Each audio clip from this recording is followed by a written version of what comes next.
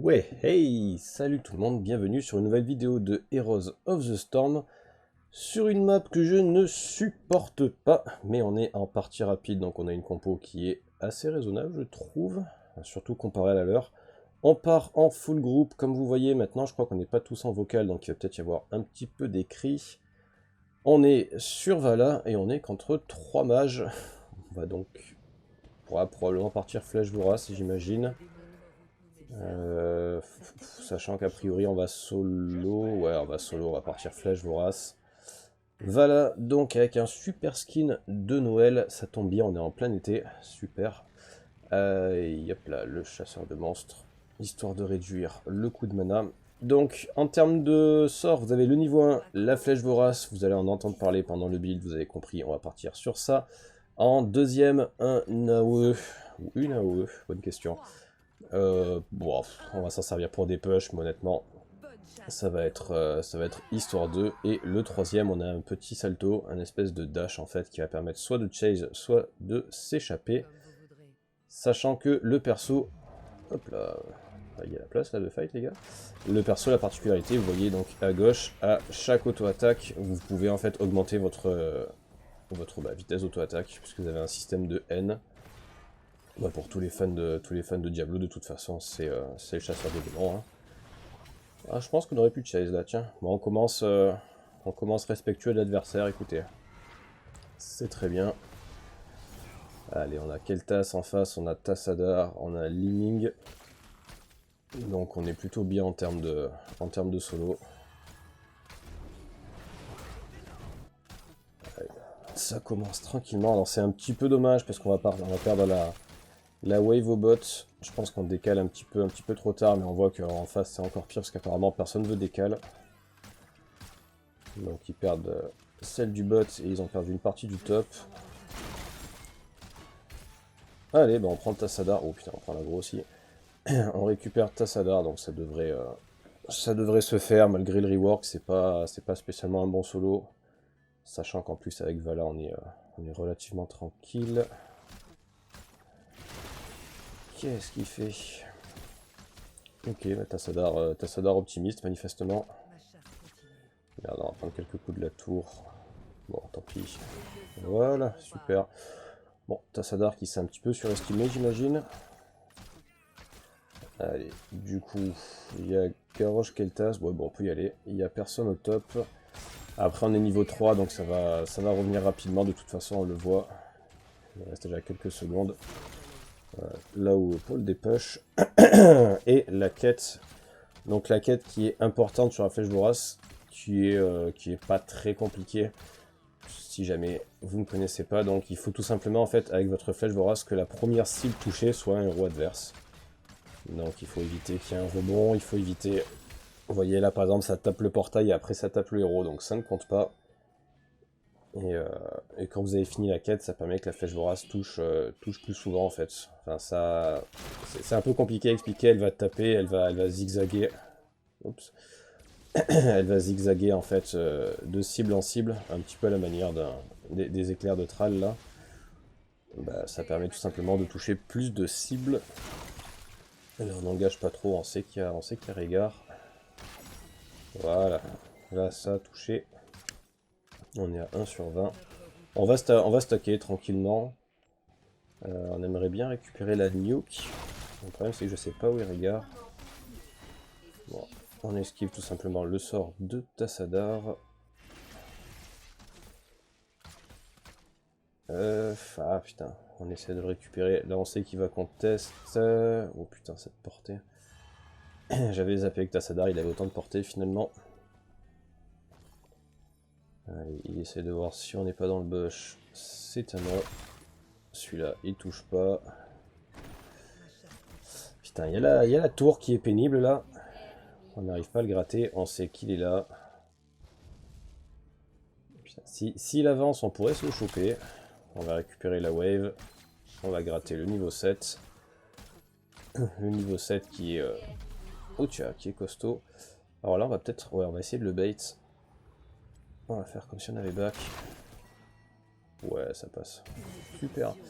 Allez, donc le niveau 7, quand on a le petit dash là qui est activé, on récupère une charge pour la flèche vorace, ce qui permet d'en claquer 2 quand on a apporté. Alors là, c'est peut-être un peu ambitieux. Ouais, on va pas prendre de risques. On va se casser, on voit plus Régard. Avec sa petite charge là, quand il est en loup, on va éviter les conneries. Surtout qu'on a la nuke maintenant, impeccable. Ah non, pas si impeccable que ça. En bas, il y a le fort qui tombe. On leur met un niveau déjà. On voit qu'en termes d'XP, on est pas mal. Régard qui apparemment est allergique au globe d'XP, qui a 360 en presque 5 minutes. Est-ce qu'on peut... Ah merde, bon. Là, on est mort, je pense. Enfin, fait chier. Je pensais pas que Régard allait attendre comme ça pendant 1h30 dans le, dans le bush. Bon, tant pis. Il a été très patient hein, pour le coup. Ouais, voilà. Il a été très patient et il explose dans la foulée. Impeccable. On voit du coup que les collègues ont décalé au top. On va aller bot pour récupérer l'XP. On va essayer d'aller gratter le 10. Orphea qui est un petit peu en galère sur le hard. Alors, bref. Ouais, là c'est peut-être pas la peine d'aller décaler à 4 sur le hard, je pense. Ça aurait été cool de rester mid pour garder l'XP. Bon, c'est pas grave. On a quand même presque un niveau d'avance, donc il devrait pas y avoir trop de problèmes. En haut, on voit que ça fight étrangement, vu qu'il n'y a pas le tank. On va prendre le stun, j'ai pas trop envie que Régard nous saute dessus. Il n'y a rien. Allez, contest. Et merde. Donc on essaie de hit and run, vous voyez, on perd l'aggro rapidement. On va hit and run sur la droite. Hein. Et donc là, vous voyez, donc on peut... C'est pas possible. On peut taper, dash, enfin claquer la flèche vorace, dash, et pouvoir remettre une flèche vorace dans la foulée. On voit qu'il y a tout le monde sur la map. Donc là, on s'en fout. On prend le camp tranquillou. En plus, on récupère un triple kill. L'équipe d'en face qui s'est dit que c'était une bonne idée d'engager alors qu'on avait le 10 et pas eux. Donc ça, c'est toujours un moment un petit peu charnière dans la game. Quand vous voyez ça, c'est plutôt bon signe. C'est qu'en face, soit ils tilt, soit ils sont pas vraiment au courant que c'est vraiment une connerie. Là, voilà, on avait un demi-niveau d'avance, on en a pris quasiment 2. Vous voyez, on se rapproche du 12 quand ils viennent à peine d'avoir le 10. Allez, ça a défendu le camp. Il y a une nuke au top, une nuke mid. Bon, si en plus on peut récupérer. Non, celle de nuke, ça va être compliqué. Allez, mince. Une seule. La quête qui avance vraiment très doucement, par contre, ça c'est le point négatif, mais bon, en même temps, en solo. Là, on met l'ulti, c'est juste histoire de faire quelques dégâts. De toute façon, on a 2 charges, donc voilà.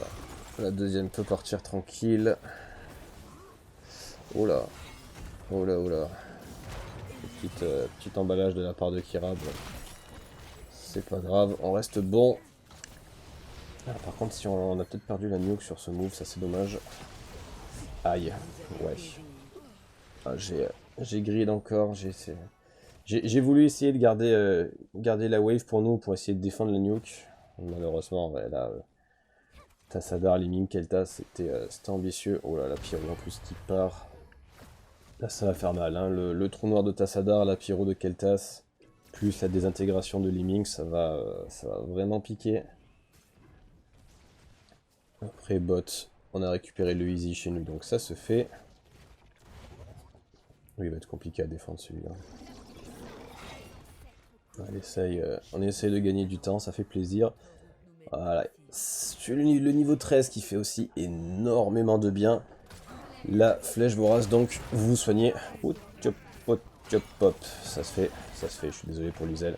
Vous vous soignez en fait de 75% des dégâts que vous faites sur la flèche vorace. Donc vu que vous en avez 2, et une fois que vous avez fini la quête, ça tape encore plus. Vous allez vraiment mettre bien du soin. Vous voyez, enfin vous avez 100 par tick. Ah, on a un Régard qui a pas pris le Bloodlust. Mais écoutez, on va pas se plaindre. Allez, Régard qui a voulu claquer la nuke. On lui laisse. Un peu, même pas, non d'ailleurs, non, il a voulu claquer la nuke pour pas qu'on la récupère, il est mort avant, excusez-moi. Oh là, mon petit Garrosh. Ah ouais, c'est ambitieux ça. On prend pas la bombe vivante. Voilà. Oh, par contre, là, Tassadar, elle la récupère pas. Je te préviens, c'est optimiste. Allez, on se décale juste pour pas récupérer trop l'aggro du fort. Ouais, Tassadar qui explose. En vrai, même Liming, c'est à l'avant, je pense qu'on peut se la faire. Là, on a le dash, on a la double flèche vorace, on a le heal en plus. Donc, on est bien. Sachant qu'on fait aussi des gros dégâts sur les serviteurs. Je crois que c'est le niveau 1. Non seulement il réduit le coup de mana, mais en plus, il tape plus fort. Ouais, là, le boss qui se fait sans problème, bon, qui évidemment arrache la gueule, vous commencez à le connaître. Allez hop là, le boss qui tombe. Du coup, au tout début de la partie, je vous disais, je déteste cette carte. Alors, pour plusieurs raisons, déjà, je la trouve beaucoup trop grande. Bon, ça, après, c'est un parti pris, pourquoi pas une carte grande comme ça, il n'y a pas de problème. Le fait qu'il y ait deux boss, alors, en soi, j'ai rien contre. Maintenant, je trouve que c'est à peu près les boss les plus costauds du jeu. Enfin, ils ont une AOE qui fait vraiment ultra mal. Ils ont un push qui est vraiment énorme. Je veux dire, si vous comparez au boss standard, l'espèce de gros squelette, je le trouve tellement plus fort celui-là. Mais surtout, je trouve que l'objectif en fait fait beaucoup trop de dégâts pour qu'il y en ait 4 en même temps. Alors là, voilà, petite précision, enfin, je reviens sur ce que je disais après, le niveau 16, on va up la haine, mais les 3 sont fiables selon comment vous êtes à l'aise. Voilà, on va partir sur la haine, parce que voilà, on se dit qu'avec les 3 mages, on a envie d'avoir la haine à fond, mais on préfère la stacker 2 par 2, peut-être pas trop auto-attaque. Ils ont que 2 K et 3 mages. Donc oui, pour revenir sur ce que je disais sur la carte, les nukes font vraiment énormément de dégâts.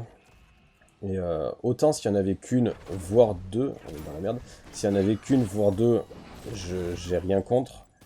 Maintenant, quand tout début de game, vous en avez 4, il suffit qu'il y ait une équipe qui arrive à clutch, à récupérer les 4 nukes. Derrière, vous récupérez un T1, alors soit 2 T1, soit un T1, T2, vraiment, si la partie se passe bien pour vous. Et c'est quasiment terminé, quoi. À 3 minutes, vous tombez un T2, l'équipe d'en face va faire que défendre. Donc je trouve ça un peu trop fort en fait, tout simplement. Pendant que Tassadar se fait déchirer. C'est juste ça, je trouve que les nukes, vous claquez... quand vous la mettez au milieu, donc sur les deux tours, le portail, le puits de lune et le fort, vous mettez, alors je vais pas exagérer, mais vous devez mettre 6000 de dégâts. Et je trouve ça bien trop costaud. Mais bon, c'est mon avis.